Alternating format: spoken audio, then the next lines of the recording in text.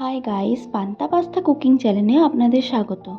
500 গ্রাম চিকেনের জন্য মিডিয়াম সাইজের 5টা পেঁয়াজ নিয়ে নিয়েছি। পেঁয়াজগুলোকে রাফলি কেটে নিচ্ছি। পেঁয়াজগুলোকে জলের মধ্যে দিয়ে কিছুক্ষণ ফুটিয়ে নেব। জলটা হালকা গরম হয়ে গেছে, দিয়ে দিলাম 1 চামচ পরিমাণ নুন আর পেঁয়াজগুলো দিয়ে দিলাম। এইভাবে ফুটিয়ে নিলে পেঁয়াজের কাঁচা গন্ধটা অনেকটাই চলে যায়, পেঁয়াজের কালারটাও সাদা হয়ে যায়। আপনারা যদি সাদা পেঁয়াজ নিতে পারেন তাহলে এই প্রসেসটা স্কিপ করে দেবেন। পেঁয়াজটা 10 মিনিট ফুটিয়ে নিয়ে জল ঝরিয়ে ঠান্ডা করতে দেব। যতক্ষণ ঠান্ডা হচ্ছে রসুনের পেস্টটা বানিয়ে নেব। 10 কোয়া রসুন নিয়েছি, 2 কাঠ পরিমাণ আদা নিয়ে পেস্ট করে নিলাম। চিকেনটাকে ভালো করে ধুয়ে নেবার পর লেবুর রস দিয়ে কিছুক্ষণ রেখে দেব। হাতে করে মিশিয়ে নিতে হবে একবার, তারপর আবারও একবার ধুয়ে জলটা ঝরিয়ে দেব। জল ঝরিয়ে রেখেছিলাম, এবার চিকেনটাকে ম্যারিনেট করে নেব। যতটা আদা রসুনের পেস্ট বানিয়েছিলাম তার অর্ধেকটা এখানে দিলাম আর অর্ধেকটা বাকি রান্নাতে দিয়ে দেব। দিয়ে দিলাম চিকেনের পরিমাণ অনুযায়ী নুন। এরপর দিয়ে দেব ফ্যাটানো টক দই। 100 গ্রাম টক দইকে ফেটিয়ে রেখেছিলাম, ওখানে দিয়ে দিলাম। আর দিয়ে দেব গোলমরিচ গুঁড়ো। যেহেতু রান্নাটা সাদা কালার তাই ঝালের জন্য গোলমরিচ গুঁড়োটাই লাগবে। দিয়ে দেব 5-6টা কেশর। যদি কেশরটা স্কিপ করতে চান তাহলে 1 চিমটে হলুদ গুঁড়ো দিতে পারেন। দিয়ে দিলাম 1 টেবিল চামচ কুকিং অয়েল। ভালো করে ম্যারিনেট করে নিতে হবে, সব কিছু যেন চিকেনের গায়ে ভালোভাবে লেগে যায়। 1 ঘন্টা রেস্টে রেখে দেব। পেঁয়াজটা জল ঝরিয়ে রেখেছিলাম, ঠান্ডা হয়ে গেছে, এবার মিক্সিতে পেস্ট করে নেব।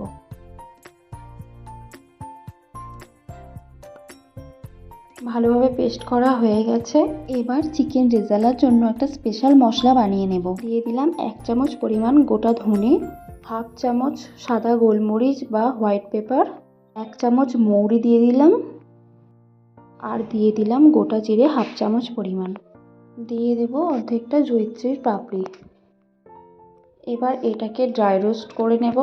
সমানে নাড়াচাড়া করে যেতে হবে, না হলে পুড়ে যাবে।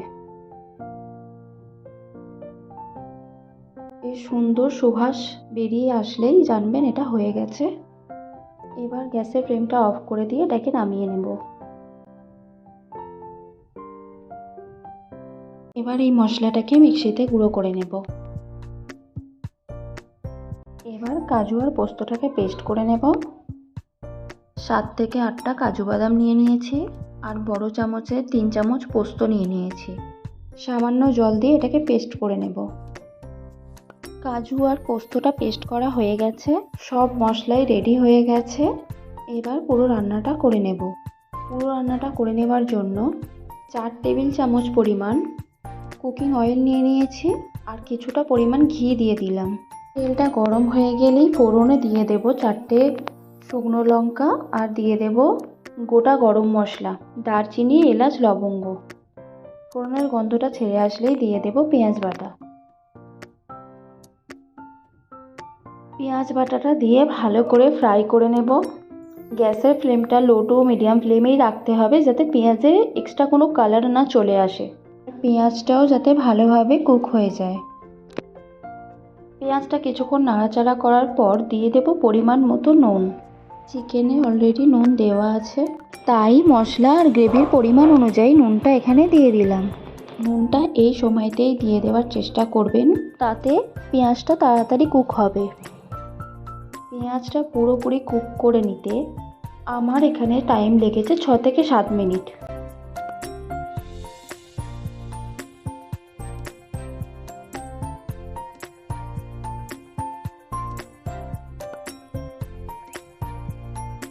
লো টু মিডিয়াম ফ্লেমে আছে বলে পেঁয়াজটাতে এক্সট্রা কোনো কালার আসেনি। পেঁয়াজটা এভাবে কুক করে নিয়েছি। এবার আদা রসুনের বাকি পেস্টটা দিয়ে দেব। আবারও ভালো করে মিশিয়ে নেব আর ততক্ষণ কষাবো যতক্ষণ না আদা রসুনের কাঁচা গন্ধটা চলে যায়।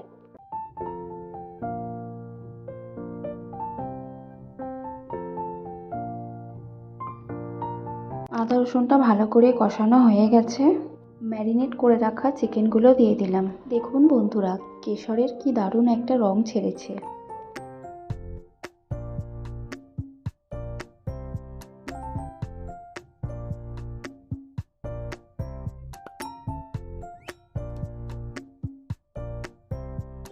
সব চিকেনগুলো দেওয়া হয়ে গেছে। এবার ম্যারিনেটের অবশিষ্টটাও দিয়ে ভালো করে কষিয়ে নেব।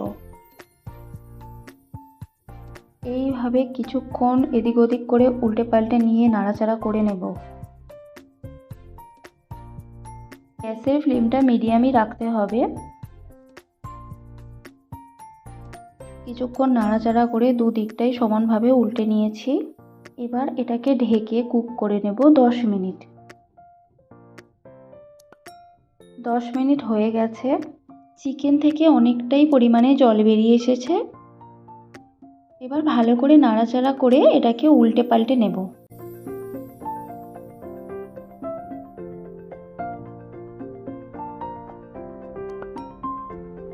এবার দিয়ে দেব এর মধ্যে কাজু বাদাম আর পোস্তর পেস্টটা। কেশরের যে কালারটা ছেড়েছে সত্যি খুবই সুন্দর লাগছে দেখতে।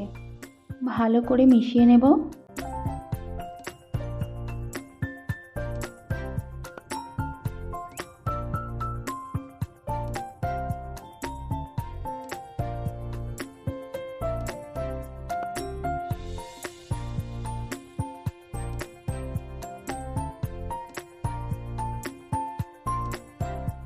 এই বাটিটাতে কাজু আর পোস্তটা পেস্ট করে রেখেছিলাম, ওই বাটিতেই 1 বাটি জল নিয়ে দিয়ে দিলাম।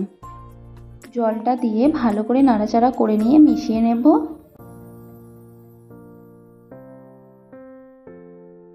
দিয়ে দেব একটা চেরা কাঁচা লঙ্কা। লো ফ্লেমে ঢেকে 10 মিনিট কুক করে নেব।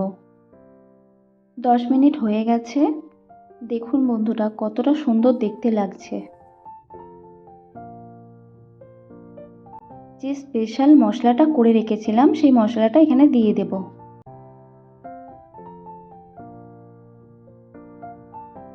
পুরো মশলাটা দেওয়া হয়ে গেছে। এবার ভালো করে নাড়াচাড়া করে মিশিয়ে নেব।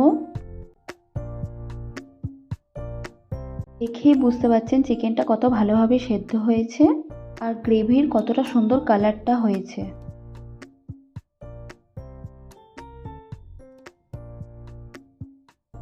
মশলাটা ভালো করে মিশিয়ে নিয়েছি। এবার ঢাকা দিয়ে 2 মিনিট রেখে গ্যাসের ফ্লেমটাকে অফ করে দেব। আপনারা নিশ্চয়ই দেখে বুঝতেই পাচ্ছেন গ্রেভির টেক্সচারটা কতটা পারফেক্ট হয়েছে। রান্নাটি যদি ভালো লেগে থাকে একটা লাইক অবশ্যই করবেন। এই রকম আরও রান্নার ভিডিও পেতে চ্যানেলটিকে সাবস্ক্রাইব করে রাখুন। ভিডিওটা শেষ পর্যন্ত দেখার জন্য ধন্যবাদ।